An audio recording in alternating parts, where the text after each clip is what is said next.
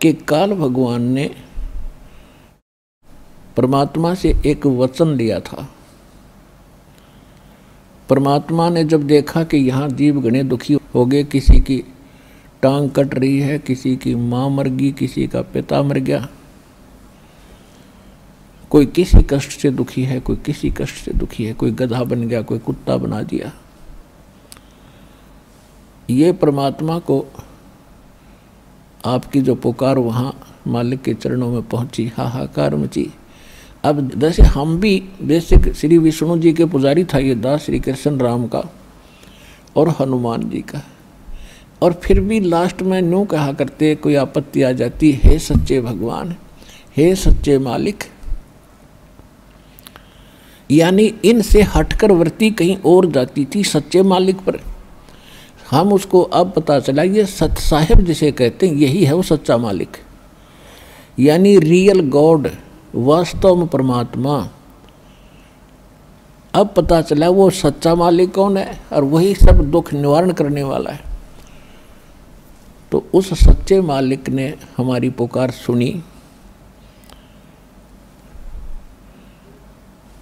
तो परमात्मा प्रथम बार जब इस काल की सृष्टि में आए, तब इस काल भगवान ने परमात्मा से विवाद किया था, क्योंकि परमेश्वर अपने पुत्र जोगजीत के रूप में थे। तो उसने, काल ने ये सोचा कि ये जोगजीत आया है तो परमात्मा का कोई संदेश लाया होगा। ये यहाँ का जो भगवान है परमेश्वर से बहुत डरता है, कबीर भगवान से, उस सच्चे मालिक से। जैसे गरीबदास साहिब जी ने अपनी वाणी में कहा है कि काल डरे करतार से, जय जय जय जगदीश, और जोरा जोड़ी झाड़ता पग रद डारे शीस। तो ये उस परमात्मा से बहुत डरता है। अब उसको ये पता लगा कि जोगजीत मेरे लोक में आया है तो कोई बात विशेष है। तो उसने पहले कारण पूछा कि जोगजीत, आपने मुझे वहाँ से निकाला था, आप सृष्टि रचना में पढ़ते हो, परमात्मा ने जोगजीत के रूप में आकर इसको वहाँ से 21 ब्रह्मांड सहित अपने सतलोक से निष्कासित किया था। तो इस कारण से उसने इस बात से दुख हुआ कि तू मेरे लोक में क्यों आया, जब तूने अपने लोक से हमें भगा दिया था, अब तू मेरे लोक में कैसे आया? ये तो मैंने तप करके ले रखा, तेरा इसमें कोई रोल नहीं। इस चीज से बहुत दुखी हुआ वो, कौन? काल। फिर उसने सोचा कि ये कोई संदेश लाया होगा, पहले वो पूछ लेता हूँ, फिर इसके साथ मैं युद्ध करूँगा, इसको पीटूंगा। तो परमात्मा जोगजीत रूप में खड़े थे, उन्होंने कहा कि सुन ले काल, परमात्मा का संदेश सुन ले तू। आपने ऐसा जुल्म कर दिया है, परमात्मा की आत्माओं का क्या हाल कर रखा है, हाहाकार मचा रखी, समय पर इनको टूक नहीं, और कैसी इनकी स्थिति कर रखी है, ना कोई इनकी सुरक्षा है, कोई किसी की माता मर गई, किसी का पिता मर रहा है, कोई पशु बना दिया, कोई कुत्ता बना रखा है। ये हालत भगवान से देखी नहीं गई, इसलिए मैं आया हूँ और सुन ले उसका संदेश। मैं नीचे जाऊँगा सारे ब्रह्मांडों के अंदर और तेरी पोल खोल लूँगा, तेरा पर्दा फाश करूँगा। तू भगवान नहीं है, ये काल है, ये तुम्हें खाने के लिए यहाँ रोके हुए है, और सारी तेरी कहानी बताऊँगा, परमात्मा की सच्ची कथा सुनाकर, सृष्टि रचना सुना करके उनको दृढ़ता फैलाऊँगा, और सच्चा नाम मेरे पास है, परमात्मा ने दिया है, वो नाम सुनाऊँगा। उसके भक्ति करके वो सीधे वापस वहाँ चले जाएंगे जहाँ से वो आए थे। अब इस बात को सुनकर उस ज्योति निरंजन काल के को बड़ा दुख हुआ और इतना गुस्सा आ गया कि इस जोगजीत ने अभी ख़त्म कर दूं, नहीं हो तो मेरा नाश करेगा, उजाड़ देगा मेरे को। यदि नीचे के प्राणियों को परमात्मा का ज्ञान हो गया तो सब भाग जाएंगे और तू यहाँ अकेला रह जाएगा। और तेरा बाग उजड़ जाएगा, तेरी खेती खत्म हो जाएगी। ये तो हमने खेती बना के पाल रहा है, सत्कर मान लियो आपको। ये कोई दास की अपनी मन गढ़ंत कहानी नहीं है, ये गॉड गिवन स्पिरिचुअल नॉलेज है। खुद परमात्मा ने आके बताया है कि तुम यहाँ जन्म मृत्यु में क्यों दुखी हो, कि इसको 1 लाख मानव शरीरधारी प्राणी नथ खाने पड़ते हैं। और जिस कारण से यो आपको यहाँ पाले हुए हैं, जैसे कसाई बकरे पालता है।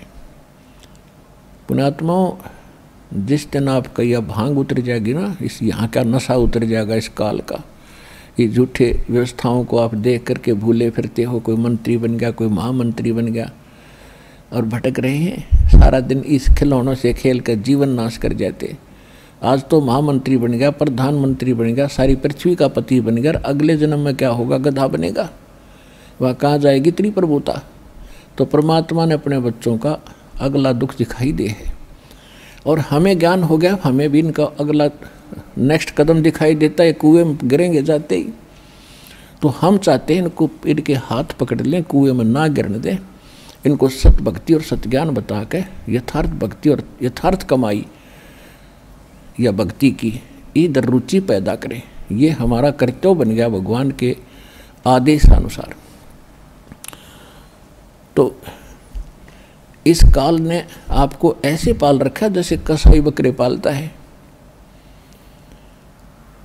अब आप देखते हो कसाई के बकरों को, बकरे और बकरी नर मादा दोनों इकट्ठे छोड़ देता है, एक बड़ा हा चरागाह बना देता है, खेत घास फूस झाड़बो जड़ों वाला, और उसके चारों तरफ बाड़ लगा देता है, एक शेड बनाता है, एक झोंपड़ी उनके लिए गर्मी सर्दी से बचाने के लिए, और एक सरोवर बना देता है, तालाब वहाँ पर उनके पानी पीने के लिए, वहाँ चरते हैं, पानी पीते हैं, गर्मी सर्दी से बचने के लिए वृक्षों के नीचे या शेड के नीचे आ जाते हैं।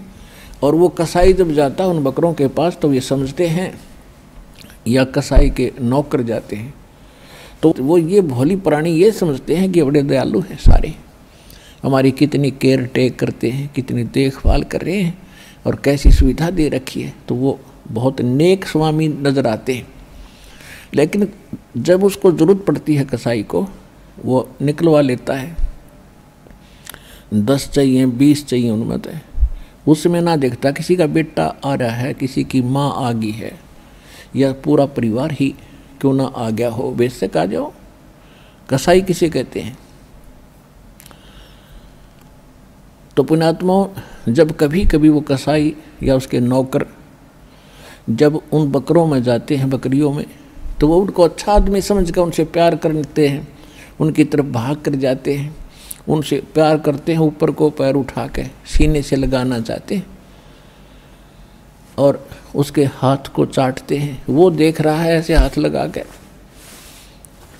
वो कसाई देख रहा है कि किसमें कितना मांस हो गया, कौनसे में कितना है, पहला किसकी टिकट काटूं, और वो चाटते हैं। स्वामी अच्छा मालिक मानकर उसे प्यार देते हैं।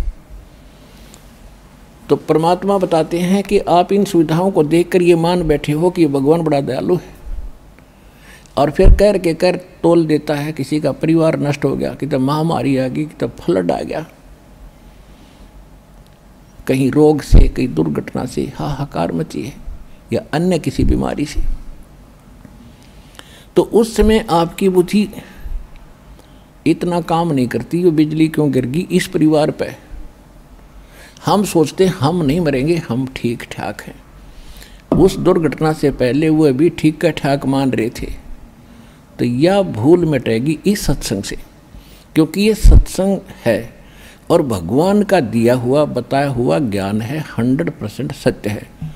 हम व्यवस्था दूसरी में घने दिनों से रचे हुए हैं, तो हमारा देर से बुद्धि में स्वीकार्य होती है कि ये ऐसे कैसे होगा, ये कैसे खाता है, शरीर तो यहाँ रह जाता है। जैसे आपने बादाम देखे होंगे, बादाम ऊपर का कवर खाने का नहीं होता, अंदर गिरी होती है। इसी प्रकार ये बॉडी जो ऊपर की है, ये तो अंदर गिरी बनाने के लिए कवर है, यानी सूक्ष्म शरीर है इसके अंदर। उसके अंदर हम सारे जीवन में जो खाते हैं, पीते हैं और जो भी व्यसन करते हैं, उन सब का अंश उस सूक्ष्म शरीर में लिप्त हो जाता है। शेष तो बॉडी इस स्थूल शरीर के पालन पोषण में लग जाता है और कुछ उसके अंदर समा जाता है। जैसे आप देखते हो ओका, बीड़ी और शराब, ये बुक्की और ये अफीम, ये खान की चीज़ है और सबसे ज़्यादा सबके घर में पहुंच गई है। कलयुग में शायद ही कोई व्यक्ति बचा हो, व्यक्ति बचा है तो घर नहीं बचा है। तो ये क्यों खा रहे हैं? क्योंकि ये मन है, इसने अपना एजेंट छोड़ रखा है, काल का दूत है ये दूसरा रूप काल का समझो। और ये चाहता है कि ज़्यादा टेस्ट ये खाए, हुक्का पाड़े, तम्बाकू पीवे, खावे, इसका उतना ही अंश उसमें जाएगा सूक्ष्म शरीर में। और फिर उनको भून कर एक तपस्या बहुत बड़ी तई सी है पत्थर की, उस पर डाल देता है 1 लाख प्राणियों को, सूक्ष्म शरीर को। ये स्थूल शरीर यहाँ रह जाता है। इसके हम अंतिम संस्कार में लगे रहते हैं, कभी इसका पिंड भरवाते हैं, कभी गंगा में डलवाते हैं, कभी तेरामी करते हैं और वो तपस्या भुना जा रहा होता है। तो फिर उसमें से जो गंध निकलता है उन सूक्ष्म शरीर को भून कर, जीव मरता नहीं सूक्ष्म शरीर में, लेकिन दुख घना होता है, उसको ये काल खाता है, जिस कारण से आपको यहाँ ये पाले बैठा, रोके बैठे। अब यहाँ प्रसंग एक और उठता मन में। सृष्टि रचना आप पढ़ते हो तो वहाँ ये लिखा है कि परमात्मा ने इसको श्राप दे दिया 1 लाख मानव शरीरधारी प्राणी नत खाने का। तो क्योंकि हम बच्चे हैं, हमारे अंदर शंकाएं ढेर सारी उत्पन्न होती हैं जब प्रथम बार इस ज्ञान को सुनते हैं, तो बहुत सी त्रुटियां लगती हैं कि परमात्मा ने 4 युग इसको क्यों दे दिए, 3 युग क्यों दे दिए, पहले ही मना कर देते। ये पहले तो आपको वहाँ मना कर ही रहे थे सतलोक में कि तुम मत जाओ, इसकी बात मत सुनो, इसकी तरफ ना देखो। तब कौन से हम मान गए थे? हम भगवान से धोखा दिया और अपने पैर पर कुआड़ा मार के आज यहाँ ये गधे कुत्ते बनकर हम कष्ट उठा रहे। तो परमात्मा को पता था सतयुग त्रेता द्वापर में ये मेरी नहीं मानेंगे, क्योंकि इनको सुख होगा इनके ही कर्म का, पिछले संस्कारों का, जो सतलोक से धन लेकर आए थे भक्ति का, आपका चलता रहा और कलयुग में आकर वो खत्म हो जाता है। और परमात्मा आपको ऐसी भक्ति देगा जो दास आपको देगा, आप उतना ही चार्ज हो जाओगे उस भक्ति से, इस मंत्रों से, और उतना ही भक्ति युक्त हो जाओगे जिस भक्ति से आप वहाँ से संचित होकर आए थे, सैचुरेटेड थे, परिपूर्ण थे। और इसका कर्ज भी उतर जाएगा जिस कारण से रोक रहा है आपको। तो ऐसे हम वापस जाएंगे, वो भक्ति दास के पास उपलब्ध है, इस विश्व में किसी के पास नहीं है। और अब सबका कल्याण होगा जिस मार्ग पर लग जाएंगे। तो ये तो मालिक का वचन है, होगा।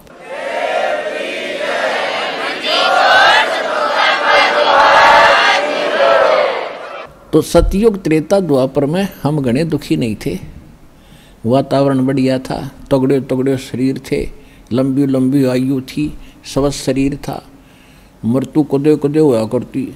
तो कहने का भाव ये है कि अब परमात्मा को मालूम था कि जब इनकी बैटरी डिस्चार्ज हो लेगी, पुण्य कति खत्म हो जाएंगे। और जिन साधनाओं को ये सतयुग त्रेता में कर रहे थे उस समय उनको सुख हो रहा था, उनसे ऐसा लग रहा था, उनसे सुख नहीं हो रहा था, वो तो आपके संस्कार ही मिल रहे थे। अब कलयुग में परमात्मा को मालूम था काल जो है, अब काल ने क्या कहा था कि कलयुग के अंदर, हाँ ये प्रसंग बाद में सुनाएगा दास आपको। तो प्रसंग ये चल रहा है कि सतयुग त्रेता द्वापर में आप इतने दुखी नहीं होते, इसलिए भगवान से दूर रहते हैं। और जो साधना आप कर रहे होते हो उनसे ये सोचते हो कि इसी से मुझे लाभ हो रहा है। और अब आपको जो साधना भी कर रहे हो और उससे लाभ नहीं हो रहा, क्योंकि पहले तो आपके पुण्य थे वही फल रहे थे, आप सोच रहे थे इस साधना से हो रहा है। अब क्या किया काल ने, जब परमात्मा ने कहा काल से कि मैं नीचे जाऊंगा, तेरी पोल खोलूंगा और सबको यथार्थ भक्ति यथार्थ ज्ञान बताऊंगा, सच्चे भगवान के बारे में जानकारी दूंगा और सबको नाम दे करके वापस पार करूंगा। इसलिए मैं नीचे जाऊंगा। तो काल कहते हैं एकदम इतना मेरे ऊपर टूट का पड़ा। धर्मदास जी को बता रहे हैं परमात्मा कबीर जी। तो मैंने धर्मदास सतनाम का सिमरन शुरू कर दिया, और उस सतनाम के सिमरन से ही उस पर इतना बुरा अफेक्ट हुआ कि इतना भयंकर रूप धारण करके मुझ मेरी तरफ चला था। वो एकदम ऐसे गिर गया जमीन पर जैसे पक्षी के पंख कट जाया करते हैं, पड़ा पड़ा तड़पता है, वो विवश हो जाता है उड़ने में। ये स्थिति आ गई, ऐसे बिलख रहा पड़ा पड़ा। एक सिमरन का इतना असर हुआ उस पर। तो पुण्यात्मा, यहाँ परमात्मा हमें भी सतर्क करते हैं कि कभी भी आपके ऊपर कोई ऐसी आपत्ति आ जाए तो संसार के किसी व्यक्ति को मत याद करना, इस मंत्र को जाप करना। प्रथम मंत्र मिला है, प्रथम मंत्र का जाप कर दियो। सतनाम मिला, सतनाम का सिमरन श्वास से कर दीजिए। सार नाम मिला है तो सार नाम का सिमरन अपना कर दीजिए। सतनाम मिलने के बाद सतनाम का सिमरन करे, ऐसी आपत्ति में प्रथम मंत्र नहीं करे। सार नाम मिलने के बाद फिर सतनाम का सिमरन नहीं करे, वो सार नाम ही करे। प्रथम मंत्र मिला है तो प्रथम मंत्र ही करे, उसमें भी बहुत पावर है, ताकत है। तो ये स्थिति है। तो उस पर कहते हैं मैंने सिमरन किया तो वैसे ही गिर गया। तो समझ गया कि इसके पास कोई प्रबल मंत्र है, जिस कारण से मैं विवश हो गया, चरणों में आके गिर गया, पैर पकड़ लिए घिसट घिसट का आके परमात्मा कबीर जी के। तो कहने का भाव ये है कि उस समय उसने क्या मांगा था। चरण पकड़ कर कहने लगा, भाई आप मेरे बड़े भाई, मैं आपका छोटा भाई। क्योंकि परमात्मा जोग जीत रूप में थे। और क्या कहता है कि छोटे तो गलतियां करते ही करते हैं और बड़े क्षमा किया करते हैं। आप बड़े भाई हो, बालक कितनी गलती कर दे, मैं तो आपको पिता के समान मानता हूँ, मुझे क्षमा कर दो। बुरी तरह गिड़गिड़ाने लगा। कबीर साहब परमात्मा कहते हैं मैंने उससे कहा कि ठीक है, क्षमा कर दिया। फिर कहता है कि एक काम करो, मेरे लोक में कुछ त्रुटि हैं, आप तो परमात्मा तुल्य हो, आप तो उसी की शक्ति लेकर आए हो, मेरे लिए तो आप ही परमात्मा हो, आप ही पिता हो। मेरी कुछ त्रुटियां हैं, मेरे पास कुछ अभाव है, उसकी पूर्ति करो, दया करो। परमात्मा बोले बोल भाई क्या मांगे। ऐसे नहीं, वचनबद्ध हो जाओ। परमेश्वर कबीर जी वचनबद्ध हो गए। तब इसने क्या मांगा कि 3 युगों में जीव थोड़े ले जाना, और चौथा युग जब कलयुग आवे तब तो शरण जीव बहुत जावे। ऐसा वचन हर मोय दीजे, तब तुम गमन संसार ही कीजिए।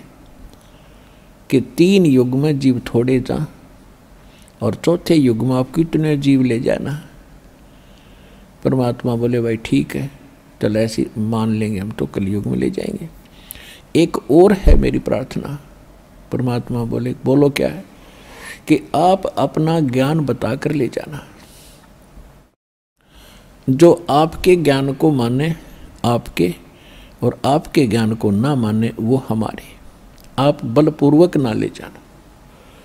परमात्मा को पता था कि बलपूर्वक वहाँ कोई ले जाया गया डट्टे भी को नहीं, वहाँ रुक भी नहीं सकते जब तक ये ज्ञान हृदय में नहीं समा होगा। परमेश्वर की वाणी है कि ज्ञान संपूर्ण हुआ नहीं, हृदय नहीं छदाए, और देखा देखी भक्ति का यूँ रंग नहीं ठहरा। तो परमात्मा ने तथास्तु कर दी, किया भी बात तेरी मान ली। फिर इसने कहा कि एक और अर्ज है मेरी, कि वह भी बता दे कि पहले मेरे दूत जाएंगे, मेरे संदेश वाहक जाएं, और बाद में आपके अंश आए, आपका प्रचारक आए। परमात्मा बोले यह भी बख्श दी तेरे को, कोई बात नहीं। फिर उसने क्या मांगा कि 2 प्रार्थना मेरी और हैं, वो भी बता दे।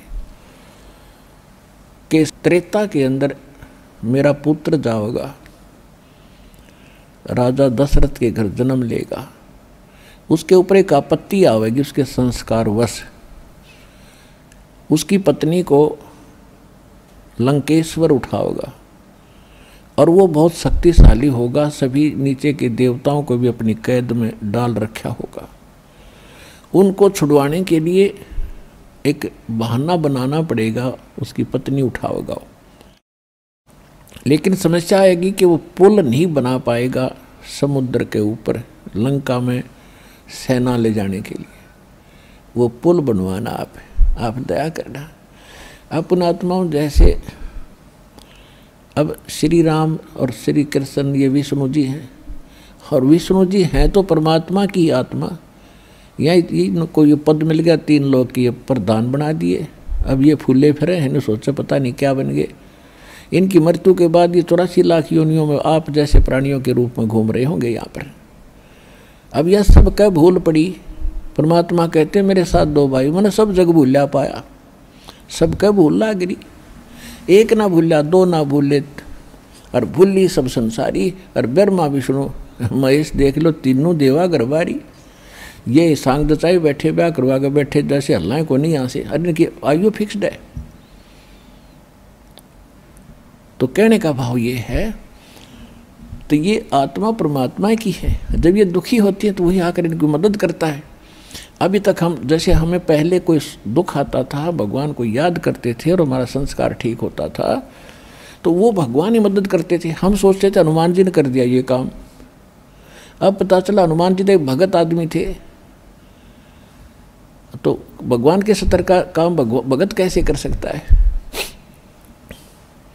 और श्री राम और कृष्ण की शक्ति का हमें पता चल गया कि ये किसी के संस्कार में फेर बदल नहीं कर सकते। तो परमात्मा ने वो तथास्तु कर दिया कि ठीक है, उसके पुल को भी हम बनवाएंगे। फिर उसने फिर प्रार्थना की कि द्वापर के अंदर मेरा पुत्र यही विष्णु श्री कृष्ण रूप में जाएगा, और वो एक शरीर छोड़ने के बाद एक मंदिर बनवाओगा जगन्नाथ के नाम पे, और समुद्र उसको बनने नहीं देगा। क्योंकि जब वही आत्मा श्री राम रूप में जाते हैं तो समुद्र को डराते धमकाते हैं। अग्निबाण दिखाया था श्री रामचंद्र जी ने कि या तो रास्ता दे दे, नहीं तुझे जला दूंगा। तो ब्राह्मण रूप धारण करके समुद्र बाहर आया था, क्योंकि ये समुद्र का जो जल का एक देवता है वरुण, और उसके अधीन ये सभी अन्य छोटे देवता हैं। समुद्र का एक अलग से देवता है। तो वो बाहर निकल कर आया ब्राह्मण रूप धारण करके। तब उसने प्रार्थना की थी, विनय की थी कि ऐसा ना करो, अगर इस समुद्र को फूंक दोगे तो रास्ता आपको फिर भी नहीं मिलेगा, ये खाई बन जाएगी कोई 1000 फुट गहरी। ऐसा काम करो। उसने तरीका बताया कि नल और नील नाम के 2 व्यक्ति हैं, आपके सैनिक हैं, उनके पास उनके गुरुदेव की द्वारा दी हुई एक शक्ति है। तो नल नील त्रेता युग में परमात्मा आए थे, जैसे कलयुग में कबीर नाम से थे, तो त्रेता में मुनिंदर नाम से आ रहे थे। नल और नील उनके शस बने थे। ये लंबी कथा फिर बताऊंगा, लेकिन आज जो प्रसंग है कुछ और है। रामचंद्र जी ने समुद्र को डराया धमकाया था, खुरकाया था, जिससे वो अक्षुब्ध बहुत हो गया। फिर उसने क्या किया,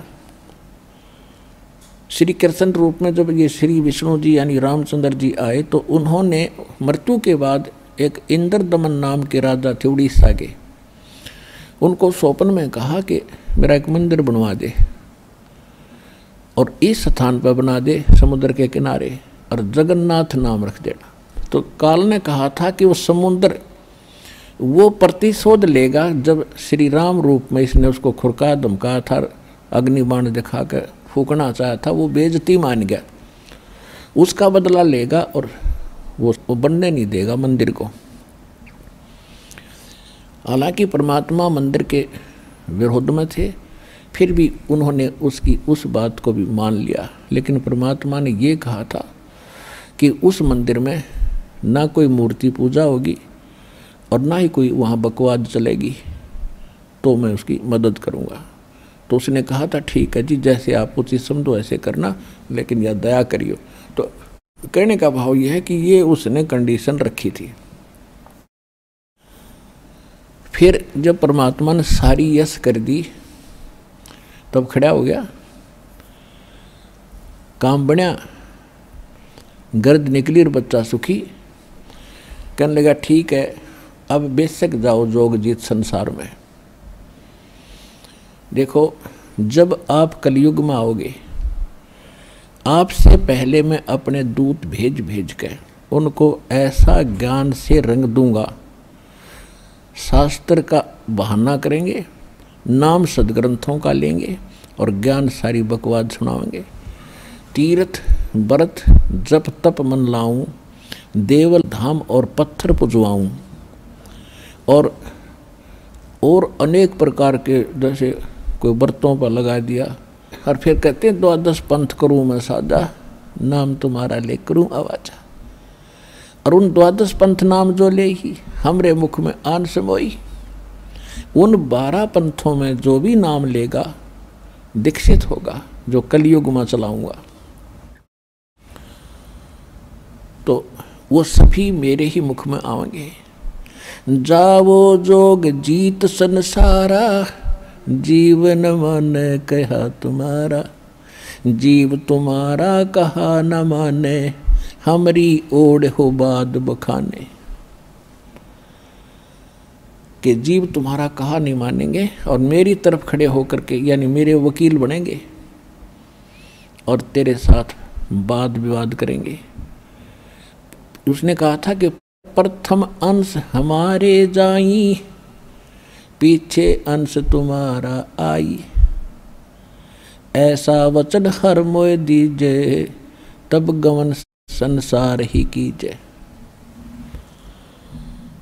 तो यहाँ एक प्रश्न और उठता है कि जो दास बताना चाहता था कि भगवान ने, परमेश्वर जी ने ये 3 युग देने थे, वो तो जानी जान थे, वो जानी जान थे तभी तो दिए हैं कि सतयुग त्रेता द्वापर में आप भगवान को पहचान नहीं सकते। 4 युगों में आए हम मालिक। सतयुग में सत्सुकृत नाम से और 5 वर्ष की आयु में मनोजैसों के छक्के छुड़ा दिए थे। पर ये मानने तभी ना, परमात्मा को वामदेव कहने लग गया वो मनु और ये अन्य उसके साथी ब्राह्मण गुरु। वामदेव का अर्थ होता उल्टा देवता। ये कहें ब्रह्मा विष्णु महेश परमात्मा, और परमात्मा के कि ये तो भक्ति योग्य ही नहीं है, ये नाशवान है, परमात्मा कोई और है। तो इस करके वो निराकार बताऊं परमात्मा के साकार है। तो उल्टा ज्ञान तो उनका था और परमात्मा को उल्टा देवता कहने लगे। वाम माने उल्टा, जैसे एक राइट हैंड को बायां हाथ के हैं और एक लेफ्ट को उल्टा हाथ कहते हैं बामा। तो वामदेव नाम रख दिया उस मालिक का। और सुना नहीं हमने एक भी, क्योंकि सभी सुखी थे, समय पर खाना आहार था, बड़े बड़े तगड़े शरीर थे, अपना मस्ती कार्य कर रहे थे। ऐसे द्वापर में, ऐसे त्रेता में परमात्मा, सतयुग में सत्सुकृत नाम से, त्रेता में मुनिंद्र नाम से, द्वापर में करुणा में नाम से, और कलयुग में कबीर नाम से। यदि हम इसलिए मालिक आए हो सके किसी की बुद्धि ठिकाना आ जाए, लेकिन हमने माना ही नहीं। अब मानेंगे, अब हम मान रहे हैं। आप मान गए तभी तो लाखों की संख्या में दास के साथ हो लिए, प्रमाण सामने हैं और आपका समाधान सामने। कितने सुख दे रहा है भगवान, जो भगवान दिया करता है। जिन भगवानों को आप पूजा करते थे उनसे ये काम हुआ नहीं, मालिक नाते ही कर दिए। तो भगवान अब मिला आपको।